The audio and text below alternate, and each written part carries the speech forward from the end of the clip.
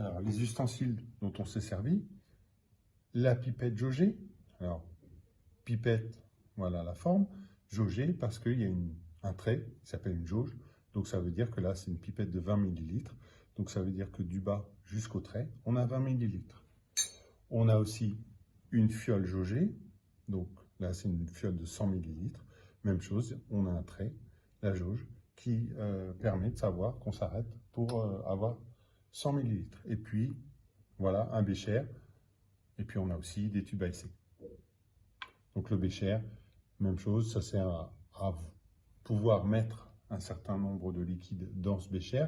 On n'a pas de précision, hein, on peut approximativement, on a des gradations, mais pour prélever un volume bien précis, on sert de la pipette, avec évidemment un système d'aspiration qui permet de faire monter le liquide dans la pipette.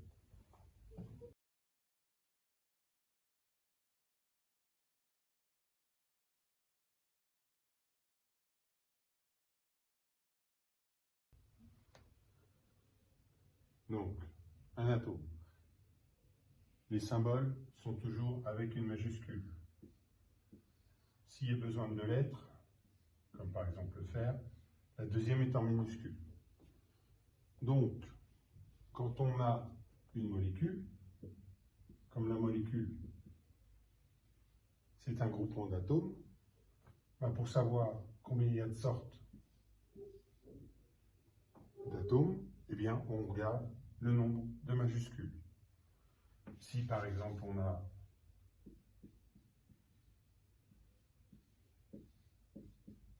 ceci, là on n'a que 3 majuscules, donc 3 sortes d'atomes.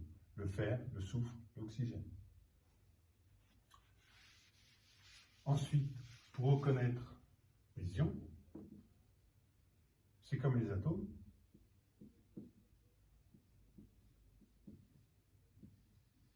Sauf qu'ils ont une charge.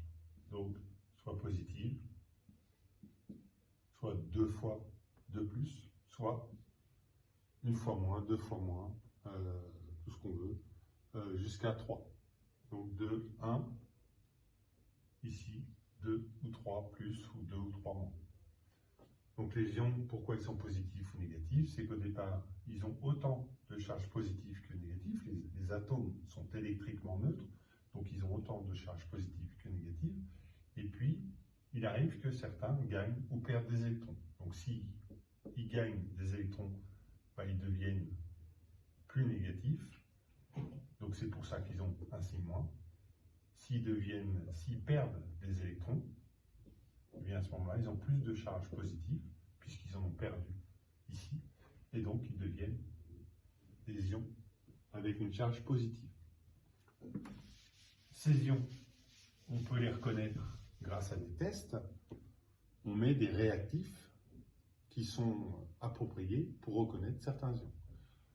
Donc on va avoir ce qu'on appelle un précipité d'une certaine couleur, qui est caractéristique à un certain type d'ion. Donc quand on choisit le réactif, on sait qu'on cherche tel type d'ion et on sait quelle couleur il faut obtenir. Donc dès qu'on a le précipité dans un tube à essai, eh bien on va avoir ce précipité qui va se former, donc une masse solide qui va se former au contact des ions, entre le réactif et les ions. Maintenant, dernière chose, la concentration massique.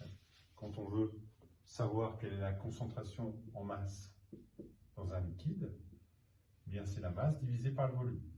Donc si par exemple on a 5 grammes par litre, ça voudrait dire que dans un litre, on a mis 5 grammes de soluté pour former la solution. Si je prends maintenant 10 grammes dans 100 ml d'eau et que je veux trouver la concentration massique, eh bien la concentration massique, la masse est en grammes, le volume est en litres, puisque la concentration massique, c'est en grammes par litre. Donc, 10 grammes divisé par 100 ml, mais 100 ml, il faut que je convertisse en litres. Donc 100 ml, c'est 1/10 de litre, donc 0,1 litre. Et donc, quand je fais le calcul, je trouve 100 grammes par litre, 10 divisé par 0,1. voilà comment on calcule la concentration massique. Si maintenant je connais la concentration, je connais le volume, mais je veux trouver la masse, je me sers du fameux triangle de sinus-cosinus avec le t de tangente au milieu, et puis je place mes lettres dans le triangle. Donc, petit m sur v, donc je représente ma formule, petit m sur v, le v étant à droite ou à gauche, peu importe. Et puis la concentration massique dans la dernière case. Moi, je veux trouver la masse. Donc la masse, si je cache la masse, je retrouve la formule Cm fois V. Donc si j'ai la concentration et le volume, je peux retrouver la masse.